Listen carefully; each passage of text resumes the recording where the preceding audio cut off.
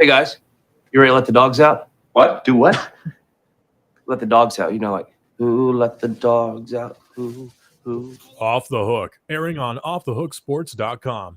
Your home for real news, real opinions, and what really matters about Tennessee athletics. Always available on Apple Podcasts, Spotify, Stitcher, Google Play, TuneIn, iHeart. Like, share, follow, subscribe.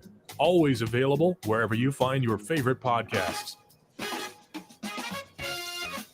Loaded up on this Tuesday. Hope you're having a fantastic day. If you're in East Tennessee, then the weather is absolutely gorgeous. So we are loaded up with a fantastic show today, and we'll visit with Jimmy Hyams of the Sports Animal in Knoxville, a Hall of Fame broadcaster and sports writer, and a Hall of Famer with the Sports Hall of Fame just in general, just being around sports as much as he can, and a guy that certainly was a mentor of mine, and looking forward to visiting with him about a couple of topics, including Josh Heupel and Nick Saban's recent hires. What does it say about their individual programs? And at what point might Josh Heupel's offense be figured out? Also going to talk some Lady Vols on the program. And a little bit later, we will get to the most underrated prospect on Tennessee's board, the young man that might have a 3-star next to him that's going to end up being a contributor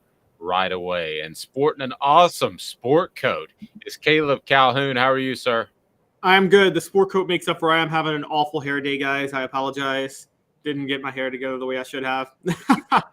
You look fantastic. Well, you got it together better than Texas and Oklahoma, and I want to get to that right now. Go ahead and hit that like button if you don't mind. It helps us spread the word, and if you haven't subscribed yet, please do that, because Texas and Oklahoma will not be joining. This news broke on Friday, will not be joining the SEC until 2025. We just haven't had a chance to get to it. Brought to you by Bassey Lawn and Garden. Man alive, it's worth the drive. Bassey Lawn and Garden has all the way from commercial to industrial mowers. They've got residential as well. But if you're in Nashville, Knoxville, or Chattanooga, you need to get to Cleveland, Tennessee if you're restocking your fleet or starting your own company. There it is, Bassey Lawn and Garden. Man alive, it's worth the drive. Toro, count on it. So let me ask you this pretty simply put, Caleb, are Texas and Oklahoma ducking the SEC by not joining until 2025? That was the original date all along, but broke by Pete Thamel of ESPN on Friday.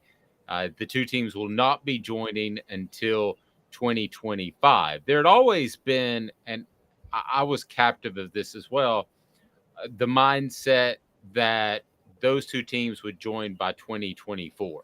I think even though it was announced 2025, I remember when it happened at SEC Media Days, there was always a thought that, no, this is probably going to happen earlier than that. But turns out it won't. So it's back to the original plan, but nobody really thought the original plan was going to stick. What do you make of Texas and Oklahoma not being in the SEC till 2025? I don't think they were ducking as much as I just don't think there were some scheduling agreements they could work out. I think Texas still plays Alabama in 2023, and then they play Michigan in 2024. Combine that with their Big 12 schedule, it's hard for me to think that they're really running from talent. I think they wanted to keep some of these. I think both them and OU wanted to keep certain scheduling contracts in place, although OU's scheduling contract with Tennessee has been nixed. So I think it probably has something more to do with that. Maybe the Big 12 has some sort of an exit strategy that's a little bit difficult. Maybe, quite honestly, it could be the other way. Maybe the SEC is not really hashed out how they're going to add them yet. So maybe the SEC kind of pushed them to stall, because I still don't think the SEC is very clear on how they're going to organize these conferences, this conference yet. And I think they're a little confused. I don't think the SEC knows, but I think if it was 2024, they could go into a long weekend and figure the thing out. I believe that two teams that are in a rebuild, and Oklahoma, you didn't expect to be in a rebuild when they hired Brent Venables, but yet they are in some sense, at least trying to bounce back at the very least. And then you have Texas that is under a rebuild and Steve Sarkisian. I believe that this filters up the administration and eventually filters up to the conference and how to work this out. This is all about money. This has to be a financial settlement between the Big 12 and network. And I do believe that the coaches would prefer to be in the Big 12 one more year to get their program on stable footing. So I could easily see and do believe that coaches, Venables and Sarkisian, have likely expressed, hey, if it's 2025, that's fine. And when that filters up the chain, it eventually goes in decision-making mode. So ducking may be a strong word, but I don't have any question in my mind that the coaching staff and the football programs at those individual schools would be just fine with another season in the Big 12. So if you want to call it ducking or not, I think they are. I think that another year to rebuild those programs is exactly what they want. But are we sure? And here's the question: are we really sure that if Texas and Oklahoma join the SEC in 2024, that their schedules would be more difficult than what the Big 12 schedule is going to be for them that year? And I look, the SEC is tougher than the Big 12. I'm saying that straight up. But let's say hypothetically the SEC goes to a pod system, which seems to be the most common idea. And if you're Texas and Oklahoma, you're in a pod with Arkansas and Missouri. That would be the 14 pod system. Maybe Texas A&M. Maybe Texas, Oklahoma, Texas A&M, and Missouri, or something like that. But your pod might be easier than what your Big 12 schedule will look like. And then what if you get a heck of a draw from the other side of the SEC for the other pods you're going to face, where it could be like, I don't know, what if Tennessee, Vanderbilt, Kentucky, and South Carolina are a pod or something like that? And that's your draw. And you get Vanderbilt, Kentucky, Missouri, Texas A&M, who I think Texas A&M, I think you and I both agree they're going to fall apart pretty quickly. And you could end up seeing where your SEC slate, and this is what I talked about yesterday, why I'm not a fan of the pod system. You could really draw an SEC slate that's easier than a Big Ten West slate if you get the right teams. Well, but in and of itself, I mean, you're talking about a lot of unknowns. In and of itself, I think you would agree that the SEC is going to be tougher than the Big 12, right? Yes. So there's an unknown there, but what is known is that playing in the SEC is going to be tougher than the Big 12. So if I'm Texas or Oklahoma, I'm in no hurry to get in the SEC, ducking or not, call it what you want to. I understand that there are considerable financial compensations that are going to have to be made to Fox and the television networks that have aligned themselves with the Big 12, but I think all that's doable. I mean, the SEC has been able to move mountains. If you're telling me that the SEC couldn't help make this happen, then I just don't believe that, because not you rhetorically, but I just don't see that this couldn't happen by 2024 if everybody wanted it to happen. So my question to you is, who doesn't want it to happen? The only answer to that, to me, is Texas and Oklahoma, because the sooner you get them in the conference, the sooner that you get more television revenue, you get more ratings. I don't know why the SEC would hold it up on their end. I think you're higher on the SEC administration than I am. I'm going to be honest. I haven't been high on the SEC since they inked that deal with ESPN. Now, this isn't I know some people just have strong feelings against ESPN. This isn't about them inking a deal with ESPN. This is about them latching their entire network and conference, their entire conference, to one network. And then you saw what the Big Ten did, where they literally shopped themselves to 3 or 4 different networks, got a deal worth more than twice as much as the SEC in the process. And I kind of started to think it was. I got to be honest. I said this before with the SEC administration. I think the SEC is such an easy product to sell. I think sometimes we overestimate the actual talent involved in actually selling it and marketing it. Whereas, Dave, you and I could run the SEC. There's just too much. There's just too many great brands in that conference where you don't really have to think that hard in trying to sell it. And I think it's what I said about NFL commissioners the last 10, 15 years. I think Roger Goodell more rode a wave of NFL popularity than he actually did anything to make it popular. Yeah, I'm going to have to, and we'll find out who's right. I'm going to have to disagree on that.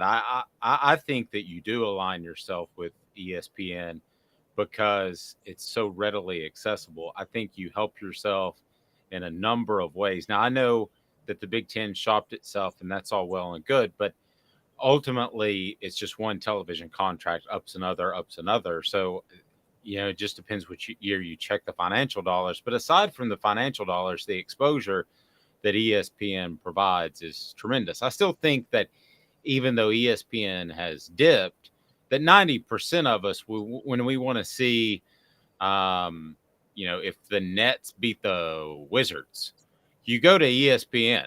I still think that's your go-to. So if I'm the SEC, I want to be aligned with ESPN and ABC. Let's not forget. I mean, that's a pretty big network. So I want to be aligned with them. I think that it helps you in a number of ways, from an exposure standpoint all the way down to the Heisman Trophy, to teams in the college football playoff. Not to insinuate there would be politics there, but there are.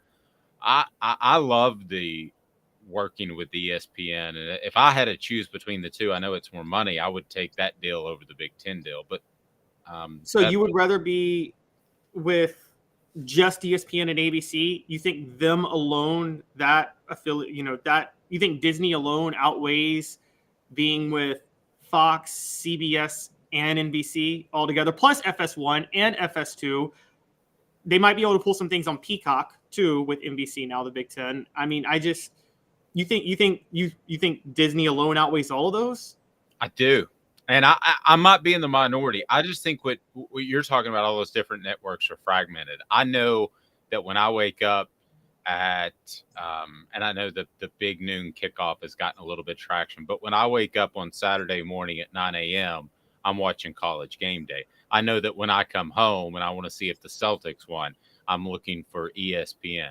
I don't see, even though ESPN has slipped, I don't see that changing anytime soon. Do you? I think where ESPN is dominating right now, that's underrated, is I think ESPN dominates more than the cable markets of like turning on ESPN. They dominate the internet markets. So I go to ESPN to look for all the scores. I go to ESPN.com and pull up the scores. And I do say they have a complete monopoly on that. I don't know why they have a monopoly on that. And I mean, I'm someone who prefers it too. I wonder if it's just habit or if they actually are better and more interactive. But if it's just habit, then that's not going to last too much longer. I do think that I like their box scores better. I like things, it's easier for me to look at ESPN for that stuff. So maybe that's where it comes in, and maybe you're right, because I've never gone to Fox or NBC or CBS to look at scoreboards. I've never done that. Me neither. I mean, changing viewing habits and what we type into our phone or our computer is difficult. That takes time and it takes talent. I give kudos to Fox for who they've hired. I think they've got a great group on that big noon kickoff. But changing viewing habits and all that is difficult. And I think ESPN still has the market cornered on that. I don't know how long that lasts. The question is, how long does Kelly Harper last with the Lady Vols? So a very disappointing loss to Mississippi State, double overtime. And it just, to me, feels like this is going to end poorly. Portions of the program brought to you by Zach England of Best and Brock. Zach's got your back, personal injury attorney in Chattanooga. So Best and Brock, Zach England, Zach's got your back. So your thoughts on the Lady Vols? Yeah. I am on your side now. And I think the Lady Vols are Alabama after Bear Bryant, where Alabama kept saying, this person played for Bear Bryant or coached under Bear Bryant, let's hire them. And that's all they hired for. They either hired former players or Bear Bryant proteges for 25 years until they went for Nick Saban. I'm with you. I don't think you just go away from Pat Summitt because you don't want to be around any of her proteges, because you think it's just kind of a problem. But they are very biased to players and people affiliated with the Lady Vols from certain eras. And for as long as they do that, they're never going to return to prominence. So are you of the mindset that Kelly Harper's done? I think she's done. Yes, there was a Tamari Key injury this year. I understand that. But they were unranked and fell out of the top 25 before Tamari Key got hurt. And so I think she's done. And I think one of the things that's hurting Kelly Harper is it's ironic because you want to talk about moving on from Pat Summitt, but have you seen what Carol Lawson's doing at head coach at Duke right now? I mean, she's doing an amazing job, and you could see there's a chance maybe Tennessee doesn't want to miss out on her. And I know she's a Pat Summitt protege, but I think she might. It's not about her being. Kelly Harper was hired because of her connections to the Lady Vols and Pat Summitt. Carol Lawson wouldn't be hired because of that. Carol Lawson would be hired specifically because of what we've seen her do at Duke already. And I think that is a bit of a difference. No, you're right. And I question, though, whether or not Carol Lawson would want the job. I mean, she has seen two Pat Summitt proteges go through the ringer, and she is realistic and smart enough to know that the women's game is far more competitive than it was when Pat Summitt was coaching. You're not going to win 7 national titles. You're not going to go undefeated more than likely in today's game. She's got a pretty good gig at Duke where basketball is important. And I don't know if you call Carol Lawson right now, if she would take the Tennessee job. And that sounds crazy, but again, it's like there's been no separation. So you never want to be the guy that replaces the guy. And again, please click that like button and subscribe if you haven't already. You never want to be the guy that replaces the guy. You want to be the guy that replaces the guy that replaces the guy. So we all thought Kelly Harper would be that gal in this particular case, and turns out not to be the case. So it's like 7 degrees of Kevin Bacon. You've continued to have this connection, and if you went Carol Lawson, you're still kind of like the guy that replaces the guy. You still have that Pat Summitt tie. So if Carol Lawson had no ties to Tennessee and she's doing what she's doing at Duke, or you want to take a Dawn Staley or somebody else that has no ties to Tennessee, then you're suddenly not the guy that's replacing the guy. I feel like Carol Lawson, if she came in, would be like the guy that's replacing the guy. Does that make sense? Yeah, I see what you're saying. And I'm with you. I think Tennessee might be, if I were to say it's the women's basketball equivalent of UCLA on the men's side, I don't think UCLA is a good job. I'm just going to be honest. And unless you remember when Rick Barnes was negotiating with UCLA to kind of get a pay raise at Tennessee a few years ago, I had said at that time, if I were Rick Barnes, I'd much prefer to coach at Tennessee than UCLA. I mean, you can get paid the same amount of money. You have a connection. Your family's from the area. This is home for you if you're Rick Barnes. And your expectations are not going to be what they are at UCLA. UCLA still carries itself like they should be winning a national championship every year. They've got one since John Wooden retired, and that was with a coach who has gotten in trouble at 2 separate schools for NCAA violations. And so I wonder if the Lady Vols are going to go down the same path. And you're right, it's not 8 national championships and 3 straights not happening anymore. For those who don't realize, even UConn, who obviously reached a new level of dominance after Pat Summitt passed away, unfortunately, they haven't won a national title in 6 years. And they're not winning one this year either, for people who have followed them. So Gino hasn't won one since 2016. And so neither team is dominating the landscape anymore. And no one really is. You're right. You mentioned Dawn Staley. No way in the world Dawn Staley is leaving South Carolina for Tennessee.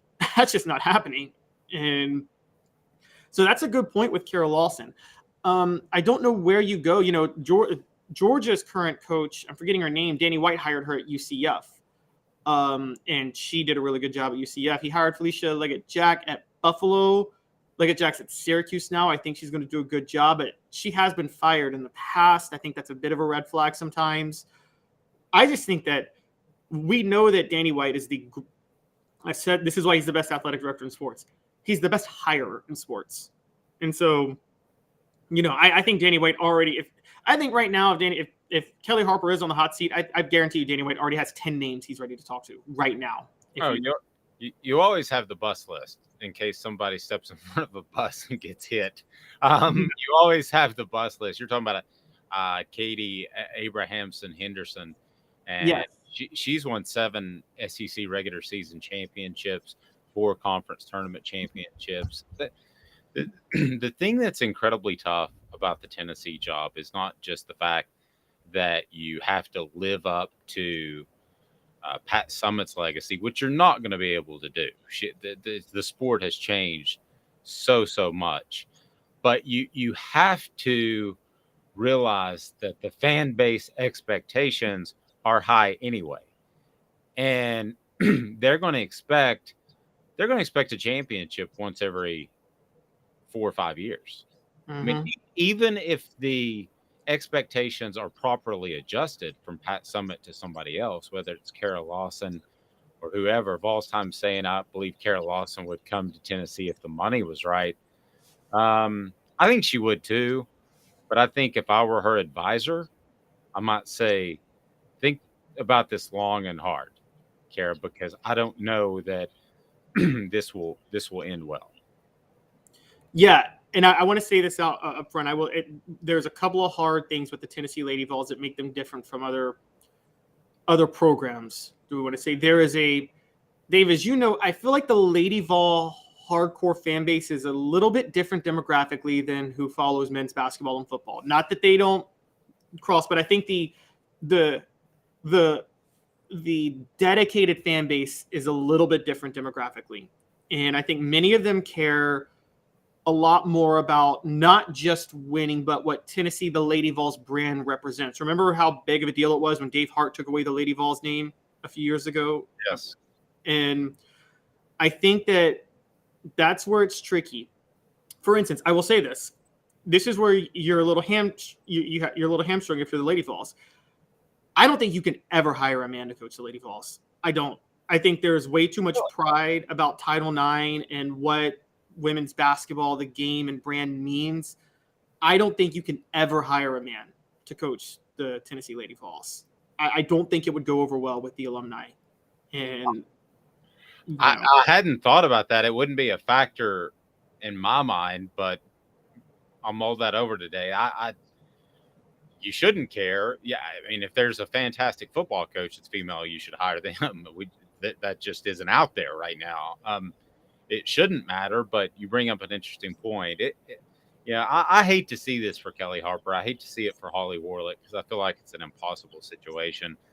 But it didn't help with Holly Warlick also in her defense, and she recruited well. But so when Dave Hart hired her, he didn't give her like this long-term deal. I think her contract was like 3 years the whole time she was there, which Dave, it's so hard to recruit if you're on a 3-year contract. You need at least a 5-year contract usually before you can recruit well.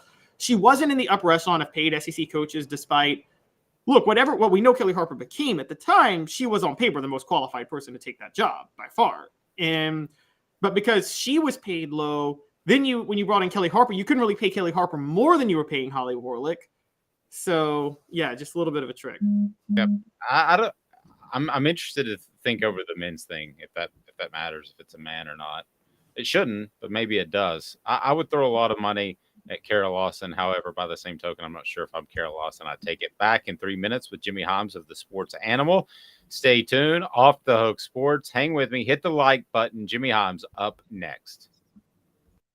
Family has been creating jewelry since 1986. Each piece unique with a story all its own. I'm Rick Terry with Rick Terry Jewelry Designs. I'm a jeweler, and I want to be your jeweler. We're grateful that you chose us to be Knoxville's best jeweler. My family and staff look forward to serving you. So please come see us. Kingston Pike and Campbell Station Road in the heart of Farragut and downtown on Gay Street, right next to the Tennessee Theater. Inflation has risen to the highest level in over 40 years, according to the April 2022 U.S. Inflation Calculator. Will your investments provide you the income you need in retirement? Are you losing purchasing power of your savings due to inflation? Simply stated, if the cost of goods and services are 8% higher and you're only earning 4% in your investments, that money buys you less of what you need. Right now is the time to act. Call Guardian Investment Advisors today. Hey folks, Gary Viles here. I want to personally invite you to North Knoxville's newest sports bar and restaurant. It's Big Orange Phillies, located in Black Oak Center. And yes folks, it's happening in Halls. Big Orange Phillies offers family-friendly environment with homemade meals and the best deli-style subs around. Billiards, darts, jukebox, shuffleboard, and cornhole, and a full bar. We also offer valet parking on weekends and during special events. We even have a covered back patio. It's happening at Big Orange Phillies. We want, we need, and we appreciate your business. Hi, Mike Davis here with City Heating and Air, reminding you to always dare to compare. Our team provides quality local heating and air service, installation, and maintenance across East Tennessee. We use only the best equipment like American Standard heating and air conditioning for your residential, new construction, or commercial needs. Honesty, dependability, and customer satisfaction have been the cornerstones of our business since 1961. City Heat and Air. There's your fair. Chattanooga, we're at it again. For the 5th year in a row, you voted us best of the best criminal and DUI law firm. And finalists for best law firm and best personal injury firm. Thank you for the love, Chattanooga. We won't let you down. Do you want to own the more that owns every job? Then get to Vassey Lawn and Garden in Cleveland and get you a Toro. I'm David Vassey, here to talk to you about Toro. With a Toro Zero Turn, you'll get more out of every minute and you'll reach the finish line faster. At Vassey's, we like to say, no matter if you're mowing 3 acres a week or 11 lawns a day, homeowners and business owners alike find confidence in equipment they can trust from top to bottom. Vassey Lawn and Garden, Highway 60 North in Cleveland. Man alive, it's worth the drive. Got cataracts? We can fix that. Never miss another moment. With a little help from Doctors Campbell, Cunningham, Taylor, and Hahn at cctis.com.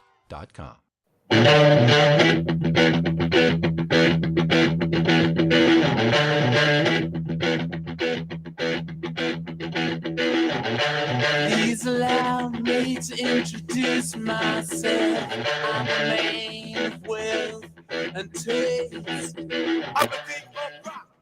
Welcome back.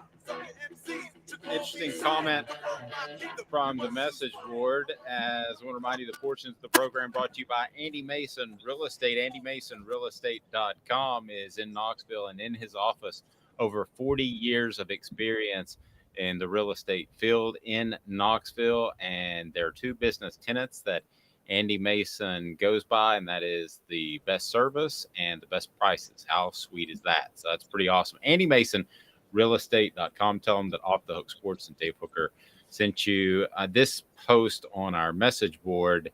Should Tennessee consider Tyler Summit to coach the girls team? I don't think that's going to happen. Things went very south. I don't think Tyler should ever be allowed in any position of power ever again. Yes, and I did some Googling coincidentally like a couple weeks ago just to see what he's up to, and I think he's out of coaching altogether. There was a scandal at La Tech that I think would preclude him from that. I think most people thought that would be the natural progression before that happened, though. Didn't you? Yeah, but I'm so sick of like coaches' sons getting or children getting positions because of that. I mean, I know how you feel about Derek Dooley, and I mean, I am with you that I think half the reason Dooley was hired was he was Vince Dooley's son.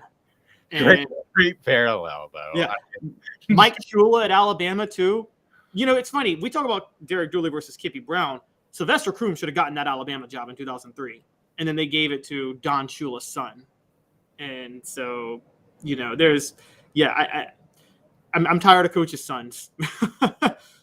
Yeah, I'm not a big fan of coaches' sons either, but I think we would have to agree that the Tyler Summit thing is definitely a whole different animal altogether. Yes. So massive scandal.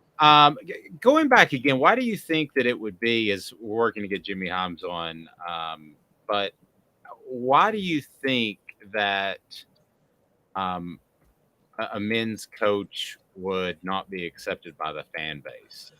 I think demographically, you have to understand that what makes the Lady Vols special, even more special than UConn, what make the Women's Basketball Hall of Fame is there, is if you look at Tennessee's history, one of the reasons the Lady Vols as a program is so successful is because they outwardly embraced Title IX when it happened in the 70s, in the face of a lot of opposition. There were a lot of people that really didn't think women's sports was worth it. And Tennessee built and cultivated a following very dedicated to women's sports. And you had in Pat Summitt a woman who was very not just committed to Tennessee winning, as you know, went out of her way to try to promote the women's basketball game and take it to a new level. I do believe that I've heard rumors, Dave, you can confirm this or not, but I have heard rumors that she had been offered at times chances to coach the men's team as part of a splash hire, but turned it down because she was rather than be the first women's coach in the men's game, it was more important for her to uplift the entire women's sport.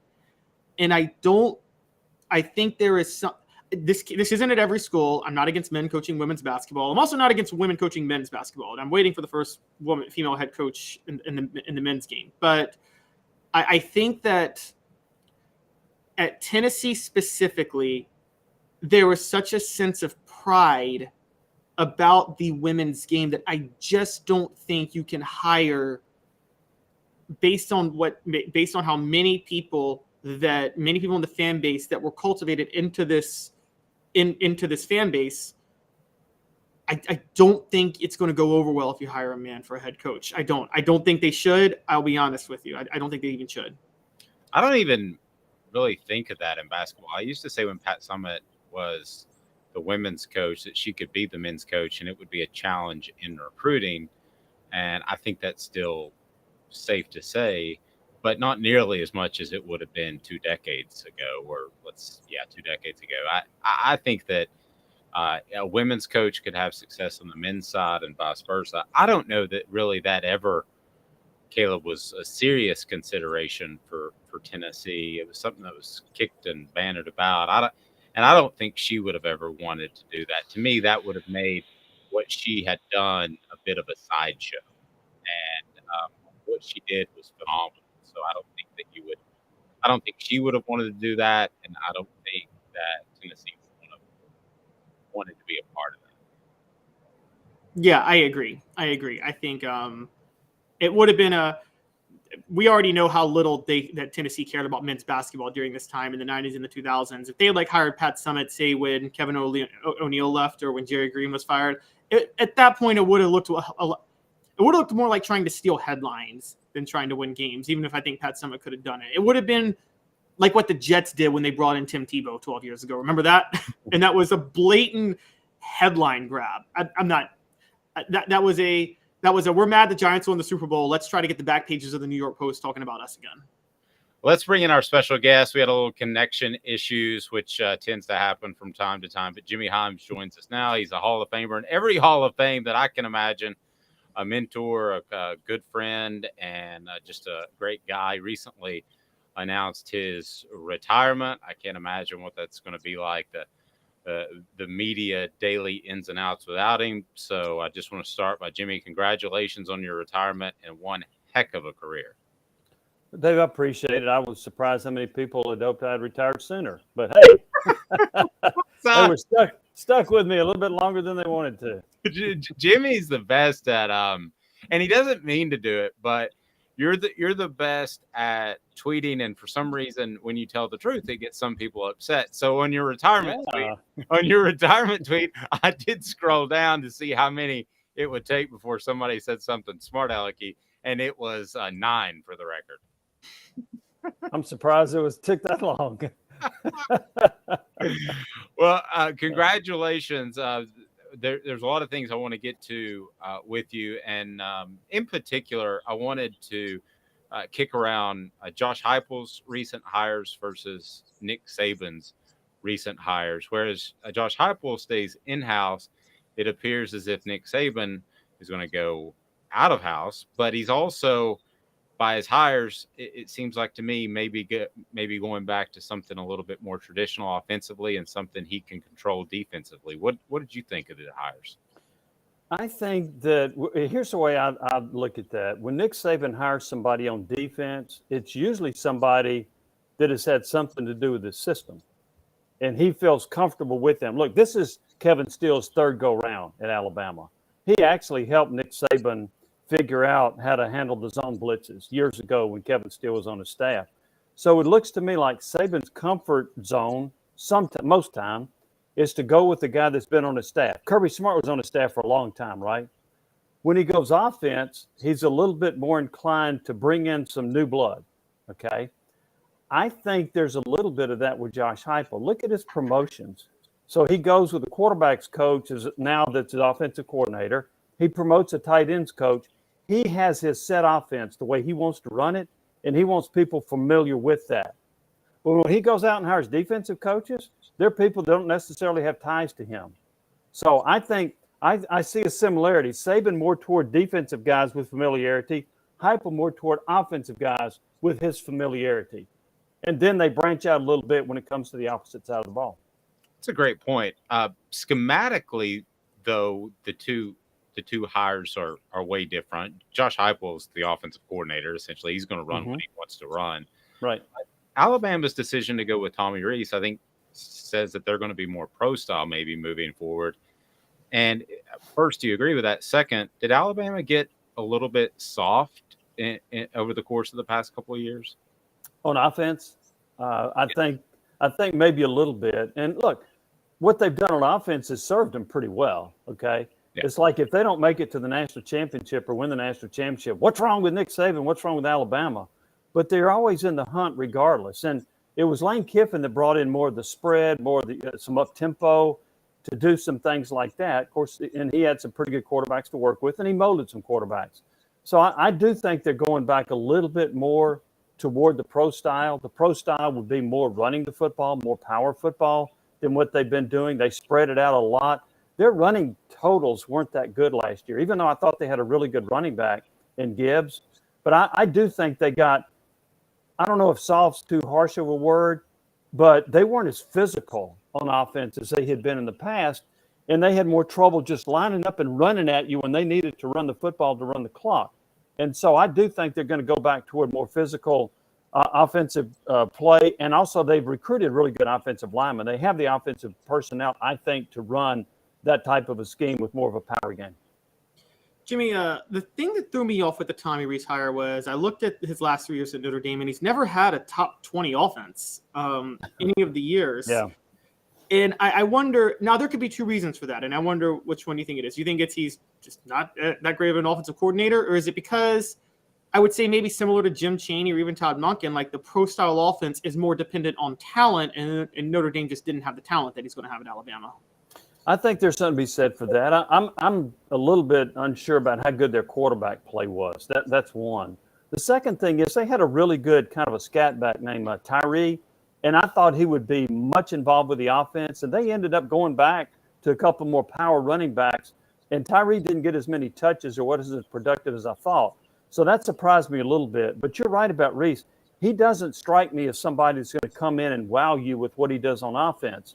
And so I do wonder, today's point, is Alabama going to go back to more of a running game, control the clock a little bit more, and rely more on their defense? So I do wonder if that's the scheme, but I was a little bit surprised. Now, he tried to hire the guy from Washington, and the guy at Washington likes to throw it a lot more, right? If you saw what Michael Penix did at Washington, but then he goes to Rees, who doesn't throw it as much and hasn't been as productive. So I'll be really interested to see that if Alabama changes their philosophy, which I think they will. And by the way, I don't know how in the world they can find a quarterback as good as Bryce Young. I see an offensive drop-off at Alabama. No, I completely agree. I'm curious, getting back to Heupel, you and I have seen you more than me, but we've seen these fantastic offenses come in, and eventually somebody tends to catch up, whether we're talking about Steve Spurrier's fun and gun or Urban Meyer's spread. And I'm curious what signs you look for that maybe somebody could start to catch up to Josh Heupel's offense. And do you think it's a matter of time, or is he really onto something long term? I don't think people will catch up to his offense as long as he has an efficient quarterback. As long as he's got somebody as good as Hendon Hooker, because what they do so often, Dave, is it's a lot of read and react on offense. So if the defense does this, my receiver's doing that, and the quarterback, you better read it properly. And I think as long as you've got those elements in play, I don't know that defenses can catch up to that. So I think his offense, now look, they're not going to lead the nation in scoring and total offense every year. But they can, if you look at Heupel's last 5 years, counting Central Florida, he's been in the top 10 in points, top 10 in total yards every year. And again, it gets back to the quarterback. If Joe Milton plays like he did against Clemson, the offense will be fine. If he overthrows people, if he starts making bad decisions like he did the year before in 2021, then this offense is going to sputter a little bit. So I think it's more on the efficiency of the quarterback than defense is catching up. Is there also an advantage, Jimmy, about with Josh Heupel?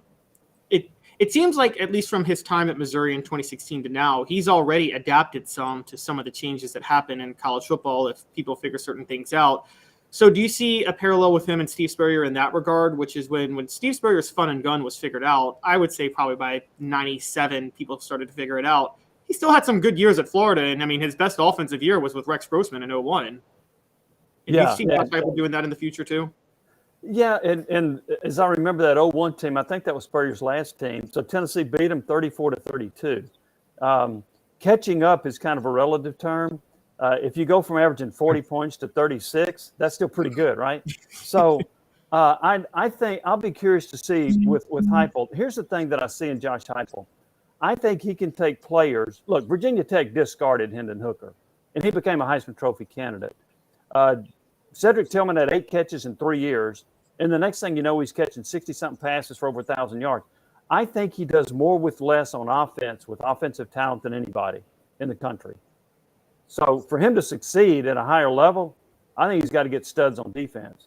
And the defense actually wasn't as bad as some people thought. But going back to your question about offense, I think he's going to be fine there because – and he doesn't play a lot of receivers. I mean, he zeroes in on 3 guys, and then you don't see a whole lot of substituting along the way.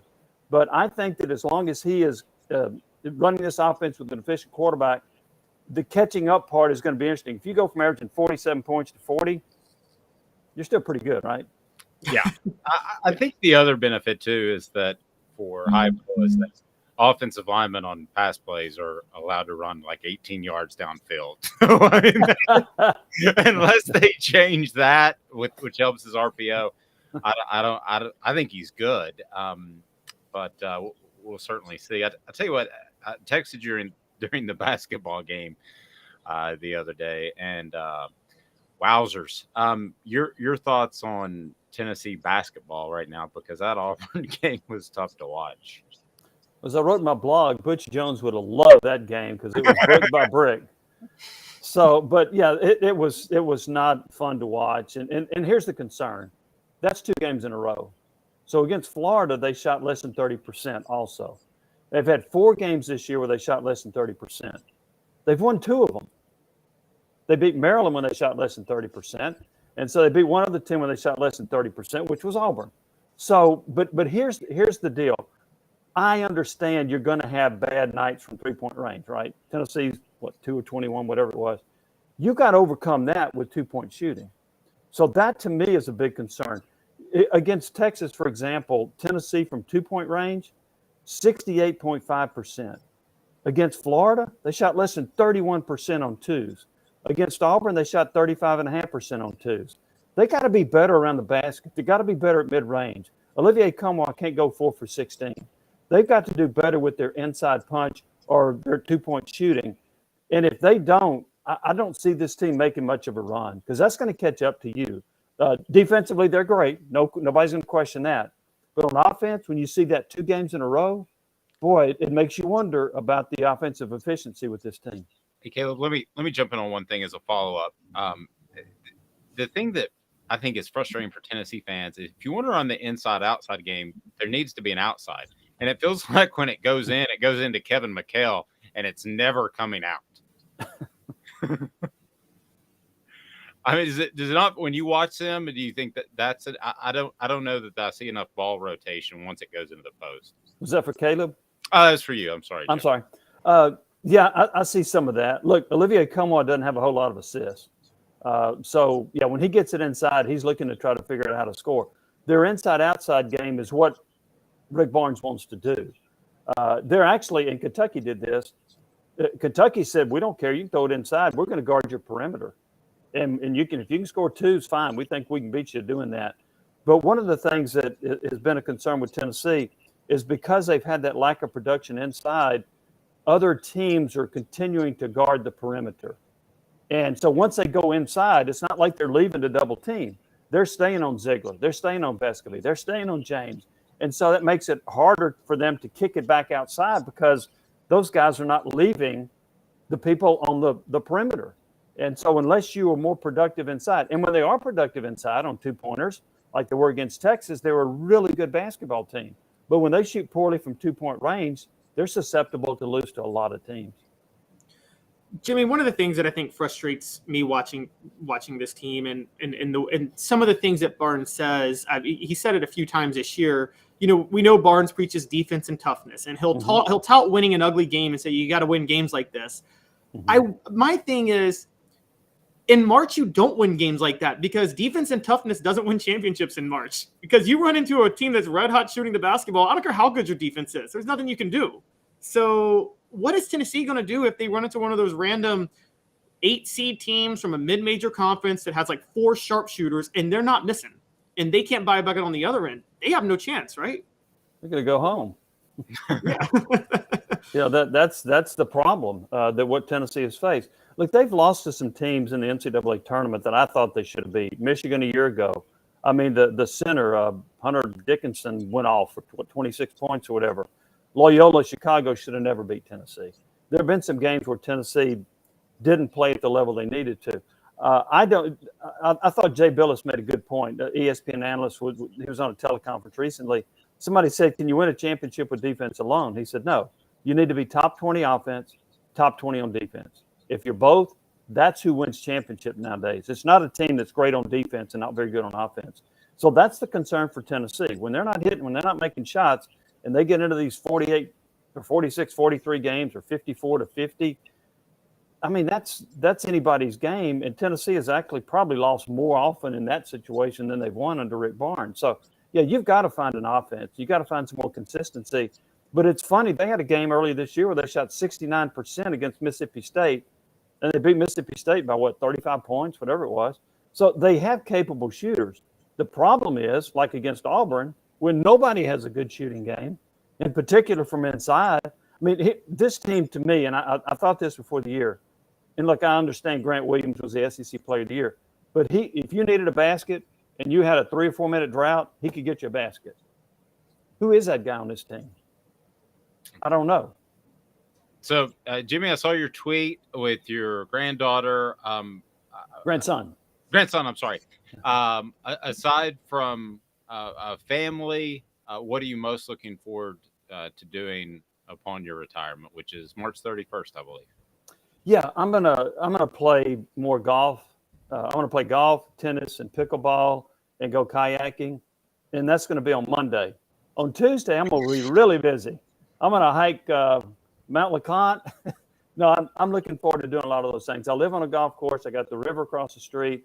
I'm going to get it back into fishing. I used to fish a lot when I was a kid. I'm just going to do things when I want to do it. I've picked up pickleball again. I didn't play it for a couple of years, and so I've started to play a little bit more of that and just kind of relax. And Dave, and a lot of people can relate to this. That Monday to Friday during football season, that's a grind.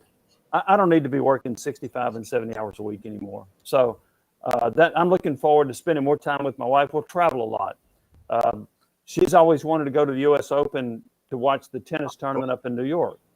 And so she got tired of waiting on me. So a couple of years ago, she went on her own. Well, now I get to go with her. So those are things. And I've got a lot of family in Louisiana and Texas, and I don't get to see them very often. So I'll be doing a lot of traveling as well. Now, you're right about a 4-hour show. I remember filling in for you, and Friday night, my wife wanted to go out to dinner or something. I was like, no, I'm going to bed. After you're done, your brain is fried. I would challenge you to pickleball, which I just started playing in the past couple of weeks.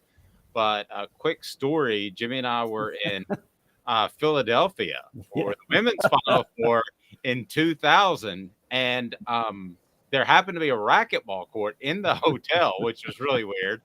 And I said, you want to play? And so it was really close. I really can't remember who won. I think you won, or maybe I won one or something. But then at the end of it, Jimmy said, well, maybe sometime I'll get to play with my right hand. And he played left-handed because he had tennis elbow the whole time. That's true. I was playing. Now, but sometimes when you were in front of me, you didn't see this. I would switch over and hit a right-handed shot. I'm coming clean. I'm finally confessing. But about 80% of my shots were left-handed because because of tennis elbow, I couldn't really hit the ball. But that was a Final Four with Gino Auriemma and Pat Summitt. And you might remember this, but that's when Gino made this quote about I'm the new restaurant. People want to come here and eat at my place. We got new food, blah, blah, blah. Pat Summit's the old restaurant. Nobody wants to go eat there anymore, blah, blah, blah. He started making these derogatory comments about Pat Summit. And, boy, that riled up the Vol Nation. But that's the first time I remember him taking shots at Pat Summit. I remember Ace Clement getting hurt in Yes. before the Final Four. I do remember that. I don't remember those Geno comments. And I'm curious. Just sorry to keep you this long, but what do you think of the Lady Vols and Kelly Harper moving forward? I have concerns. I thought going into this season they had Final Four talent. They've not played like it. They played a tough schedule early, and they didn't beat anybody that was good early. So it's one thing to play a tough. She mentioned the other day, I had a tough schedule because I thought it'd be good to get hit in the mouth once, not 4 or 5 times. And so they haven't been able to get over the hump. Look, the loss of Tamari Key is huge because she was not only a really good rebounder, but she was a great defensive player. I watched them against Mississippi State last night. Mississippi State must have made 15 or 20 layups. That doesn't happen if Tamari Key's out there. I'm having a hard time seeing this team advance very far. They don't play very smart. They don't play with good basketball IQ. They must have had 25 turnovers last night. They have spurts where they look like they're a championship caliber team, and then they have spurts where they lose to a 500 Mississippi State team. So I have concerns about their ability to make a run in the tournament. I don't see them getting past the Sweet 16. He is Jimmy Hyams on the Sports Animal in Knoxville, WNML, from 3 to 7 until March the 31st. Follow him on Twitter at Jimmy Hyams. Jimmy, appreciate you coming on with us and love the things you're doing for the website. So thank you very much. Again, congratulations. You should be very, very proud of what you've done. It's been fantastic. Well, it's nice of you to say. I appreciate that, and I'm just looking forward to doing what I want when I want. But thanks for having me, Dave. Good to visit with you, Caleb. Nice to visit with you. You guys have a great day. Yeah, so he's going to beat me at pickleball with his left hand one day. Thank you, Jim. Jimmy Hyams. Good stuff. Stay tuned. Back after this. The one prospect that's going to have the biggest impact on Tennessee football recruiting with a 3-star next to him, not a 4 or 5-star, a 3-star. Right after this, 2 minutes off the Hook. Sun, sand, and salt water, the beach is a very relaxing place. Unless you wear contacts. Ow! Open your eyes to the best the beach has to offer with LASIK vision correction from Campbell Cunningham Laser Center. Do you want to own the more that owns every job? Then get to Vassy Lawn and Garden in Cleveland and get you a Toro. I'm David Vassy, here to talk to you about Toro.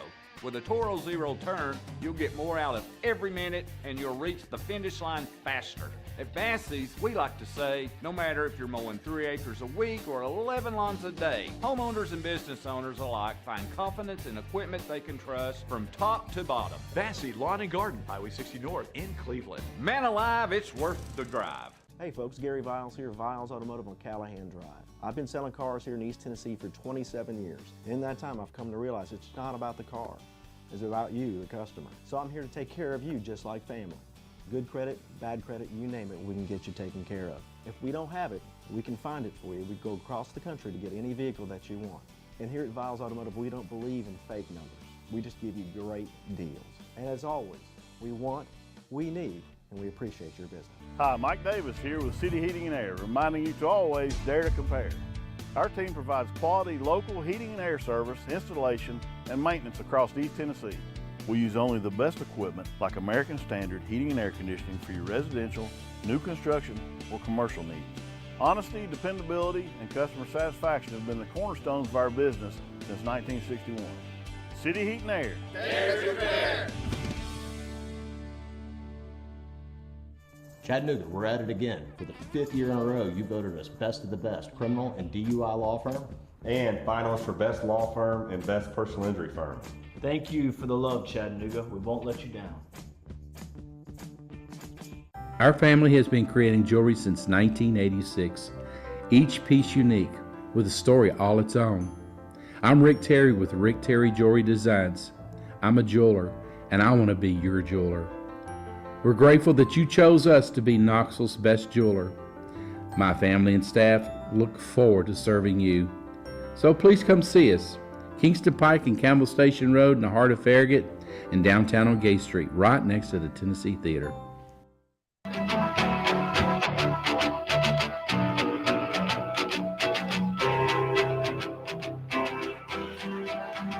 And Caleb, the most frustrating part is I was really good at racquetball back then. Oh, really? Yeah. And I was, so 23 years ago, in March, I would have been, I think I struggled to buy or to rent a car. So I would have been 24, 25, and Jimmy beat me. Remind you that the official craft beer of Off the Hook Sports is Zool Beer. Zool Brewery is in downtown Knoxville. Worldwide award-winning craft beer. They have parking downtown, which you don't find, and the best beer you're going to find, xulbeer.com, xulbeer.com. And also want to encourage you to check out crafttreats.com. Use the promo code Off the Hook and check out the Chill Pills. And Craft Treats will take care of you when it comes to your pet's anxiety, arthritis, or digestive issues with their CBD infused chill pills. But they also have great holistic non-CBD products for your pet. Again, 20% off if you use the promo code Off the Hook. All right, so we got a game to play. Caleb, are you ready? And I want some thoughts from the message board. Hit the like button to bring more people in, because I know we've got a lot of recruitniks that are among our thousands of viewers / listeners, and I want to get your thoughts. Who is the most underrated signee? So here's how I'm going to set this up, Caleb, is he has to have 3 stars next to him. We can't say that the most underrated prospect is Nico Iamaleava. We can't say that, okay, because he's not underrated, and neither is a 4-star guy, neither Ethan Davis, on and on and on. You have to have 3 stars next to your name. Now, I ask you, as we put out the framework of this, can it be a transfer as long as it's a 3-star? Well, it can, but I'm actually doing, see, this is based on a column I'm doing later today, and I'm going to be doing another one on the transfers a little bit down the road. Okay. So I was saving it just for the recruiting class this time. For the sake of video and audio, and by the way, be sure and subscribe. Turn those notifications on if you're on one of our audio platforms so that you know when we upload things like Jacob Warren, Cooper Mays, John Adams, on and on and on. So, all right, Caleb. So let's start for the sake of this exercise. Let's go with all the above. You can be an enrollee. You can be a transfer. You can be a signee, whoever. Because I've got 3 that I think stand out. So you throw me one. It has to be a 3-star or lower. It is funny how there's not lower anymore. If you sign with the Power 5 conference, you are a 3-star. You ever think a 2-star slips in there every once in a while? They just bump him up. All right, but Caleb, so give me one of yours that you think is incredibly underrated, or you can give me all yours and I'll give you mine, however you want to do it. So I'm one-upping you, Dave, because I'm not just doing has to be a 3-star on 247 Sports Composite. I'm saying you have to be a 3-star across the board. Not even ESPN can give you a 4-star rating. Okay. So because I would have had Vyson Lang or Khalifa Keith in there at offensive line and running back. I think both will see the field actually a good bit this year. But Vyson Lang's a 4-star on Rivals and Khalifa Keith is a 4-star on ESPN. Well, you did one of mine because I think Khalifa Keith plays this year. I think he is a 3-star that fits a position of need, and that is fullback, a power back. Princeton Fant is gone and played that role out of necessity last year. So Keith actually was one of mine. So you've eliminated one of mine. I apologize, Dave. I'm sorry. All right. Keith's gone.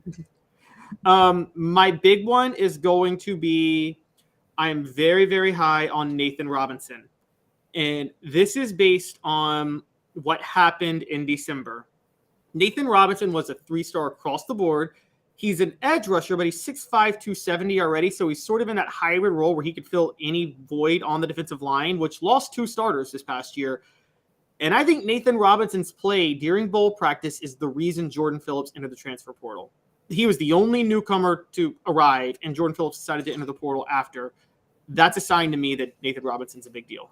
I love you going conspiracy theory in recruiting. You can't beat that. All right. So to the message board, defensive back Jack Luttrell, Vols Time says, well, I'm going to play off that Vols Time, and we want to hear more from the message board. Now, if you've got a 3-star prospect that you think is underrated and hits the field this season. So we're talking about immediate playing time. And by immediate playing time, that might be October. We're talking about 2023. All right, here's another one of mine. Now, this is a transfer, and I'm not sure if he fits your 3-star across the board deal. But Andre Currick, I'm going to go ahead and predict will start this season. I'm with you. I'm going to predict he starts. Does it fit your 3-star across the board, though? Well, okay, he does, because here's the thing. He was rated as a 4-star coming out of high school, but he was rated as a 3-star as a transfer. So 247 Sports Composite is less high on him now than they were when he came out of high school. And so because maybe he was overrated coming out of high school, he's underrated now. And I'm with you. I think he plugs in at right tackle. Travis, give me some clarification. He said Robinson is the only one. So give me another one, Caleb, that you think is an underrated prospect, signee, enrollee that will be a part of Tennessee's 2023 plans. Playing off, because you said Jack Luttrell was mentioned, I'm high on another safety who was a 3-star across the board, John Slaughter out of South Haven. Oh, man. Did I steal yours again? I can't stand you, Caleb. I'm sorry. You destroyed one of mine, and then you took another one of mine in John Slaughter, and then Andre Carrick's like a no-brainer. So my 3 just look like I did it with crayon. But anyway, I apologize, Dave. I really apologize. Explain why John Slaughter is so intriguing. I'll let you explain why you're insane. I'm tired of stealing from you. So I'll let you go in on John Slaughter. Well, a defensive back obviously is where I was leaning, so I was looking among those, and we weren't going to pick a 4-star, obviously. So with Slaughter, I like the size, already supposed to be close to 200 pounds. I like the fact that he played in Mississippi. There's some good ball there, needless to say. The fact that he plays safety in particular. Now, we all know that could change at the college level. Safeties move to corners and corners move to safety. But I think that I think he has as good of an opportunity as any 3-star other than Keith and Carrick, which I mentioned. I think he has an opportunity to get out there, especially at the safety position now with Trayvon Flowers gone, which you've said before is an underrated loss, and I agree with that. Because I just don't know that there's a lot of talented defensive backs running around. So that's why I like Slaughter. And by the way, somebody asked if I was related to Hendon Hooker because the last name. No, I'm not. Don't y'all see the resemblance, guys? Yes. I used to be able to throw the ball about 45 yards when I was in my early 20s, but that's been a long time ago and a couple of torn labrums since. All right, Caleb, what else you got? So underrated Vols signees that are enrolled or transfers? Well, since we are going into the transfer route, since that's there, pick up I am going. Sorry, has to be a 3-star because I know agree. the direction you're going to go. You can't take Keenan Pili. You can't take him. You can't take. I think Tennessee has its new Jeff Hall, Charles Campbell. The new Jeff Hall. I actually think Charles Campbell is a very good kicker. I think he's going to be more reliable than Chase McGrath, and Chase McGrath was pretty reliable.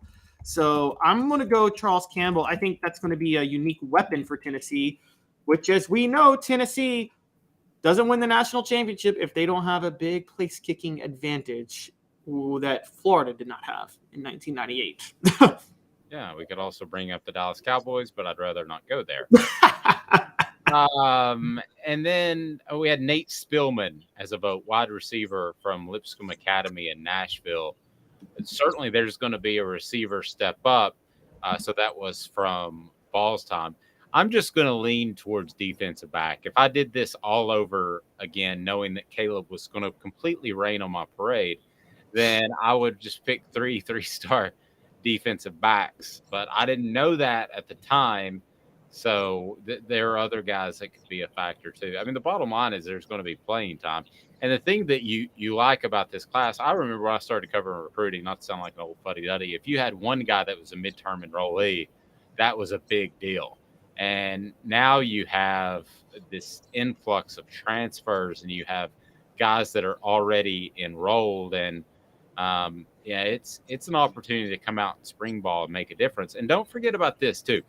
More so than on the lines, if you're a skill position player or a defensive back, and to some extent a linebacker, you can get a lot better in the summer too. And they are holding, yes, voluntary workouts, if you want to call them that, but they can get a lot better over the summer. And so just being here, being on campus is a monster advantage, Caleb, that used to be really rare. If you had 2 or 3 midterm enrollees, that was a lot. Yeah, I agree. And we particularly say that with offense because, look, this is why I'm so high on Tennessee football in 2024, partially because Texas and Oklahoma now aren't joining until 2025, because I think a lot of their defensive legwork for recruiting was done in this class. And by 2024, they'll have some experience under their belt. I think that offense, say they lose a lot of guys this year, outside of the offensive line for the most part, it's not you spend a summer with Heupel, you're ready to go in the offense in the fall. There's not really a lot required to pick that up. So I think he's going to recruit heavily for offense in 2024. They'll be ready to go in the fall of 2024. And yes, I am sticking with it. Nico Iamaleava wins the national championship in 2024. A national championship? I've been saying Tennessee national title 2024. I've been driving that train since Josh Heupel, after Josh Heupel's first year. And I'm sticking with 2024. Do you drive a train or do you engineer a train? Because like you fly a plane, you don't drive a plane. Do you drive a train? Conduct the train. Conduct the train. I've been conducting the Josh Heupel national champion in 2024 train for years. And I'm still on it because the defense will be – all right, Dave, I'm going to say something. I'm going to do a little bit of a hot take. This class is nowhere near as good as the class I'm about to name. Okay, it's nowhere near it. Don't accuse me of saying it's anywhere near as good. But the biggest reason for the 98 national championship was the emergence of the 97 class, which I think we agree was probably the best. That might have been the best class of that time period, right? The 97 recruiting class. That was one with Jamal Lewis, Cedric Wilson, Deion Grant. 97, 98, 99. Yeah. That was Deion Grant, Cozy Coleman. Coleman. Phenomenal. Yeah, just an amazing class. And that's the reason that people should have been ashamed of themselves for thinking Tennessee was going to rebuild in 98, because if they knew anything about that 97 class, they knew Tennessee wasn't going to lose a beat. I think this class is not comparable overall, but it's comparable in one way, which is where Josh Heupel got his talent. It's comparable on the defensive side. If you notice, he loaded up on linebackers and defensive backs, which is where Tennessee was weak. They'll all be ready to go in this system by 2024 with enough experience. And as you and I both know, experience isn't that important to run his offense. Fair point. So you heard it here first. Tennessee national champions in 2024. Off the Hook Sports, brought to you by our friends at City Heating and Air, cityheatandair.com. The proper assessment of your HVAC unit. You might not need to have it replaced, and you might just need a couple of alterations, a couple of fixes, and integrity matters at City Heating and Air Conditioning, cityheatandair.com. I want to remind you that we're with you live each and every weekday at 10 a.m. Eastern Time, so be a part of the show live. But certainly check out our YouTube channel, as we're able to send you a lot of videos throughout the show, and we certainly appreciate the response. If you're still on board now, hit that like button. Smoky Mountain Red, we also need some more Fred Weary top offensive lineman. That guy was a tank. Yeah, he looked it too, man. Fred Weary was the type that he looked at you and you're like, yeah, you're a mean football player, aren't you? I mean, the way he looked at you was a little bit different. Yeah, I don't like to disrespect Travis Stevens, but there's a reason that Fred Weary got healthy and then Travis Stevens broke the rushing record in 2001. There's a correlation there that is, I mean, that was a massive offensive line, that 0-1-0 line. One last thing, J Mac Volunteer said, is it fair to say that Shandavian Bradley might be a bit overrated? Yes, he's tall, but he's a beanpole. Being quick twitch, tall, and fast doesn't mean you're going to have strength and ability. I think there are some guys, J Mac, that I would include in this category, and that is Tennessee went out and got and showed a lot of love to, that if an Alabama or a Georgia had done that, they probably lose out on. But those guys also have some development to do. Now, I think Bradley's closer to playing than a lot of other guys that I can mention. But I do think that you're going to see that half of this class or more are going to be guys that need to put on 15, 20, 25 pounds, Caleb. That's just kind of the nature of college football in general. Yeah, particularly Bradley as an edge rusher. He's what is he, like 209 right now? You can't. Yeah, you can't do that at 209. You just can't. And I mean, he's got to be 235. I agree, and that's to be a weak side edge rusher, isn't it? And so, like, yeah, he either has to be one of the most special, quick twitched edge rushers of all time, or he's got to get up to 235 minimum. And also, edge rushers need speed. Isn't there the fear if you go from 210 to 230, are you going to maintain that speed? I have a hard time believing you can. Well, you better. That's what the training staff's for. I mean, you should keep most of it. I question that a lot under Butch Jones and the lack of development and some of those guys. But yeah, they'll want to keep his speed. He went a whole year without a head trainer, Butch Jones. That's just how stupid he was about things sometimes. It's hard to do. That's hard to do. Again, I want to remind you, we're with you each and every day at 10 o'clock Eastern. We want you to be sure and hit that like button, and love visiting with you on the message board and beyond. He's Caleb Calhoun. I'm Dave Hooker. Great stuff. In case you're just tuning in with Jimmy Hyams earlier on the program, a breakdown of why Texas and Oklahoma are definitely ducking the SEC. At least that's what I said anyway. He's Caleb Calhoun. I'm Dave Hooker.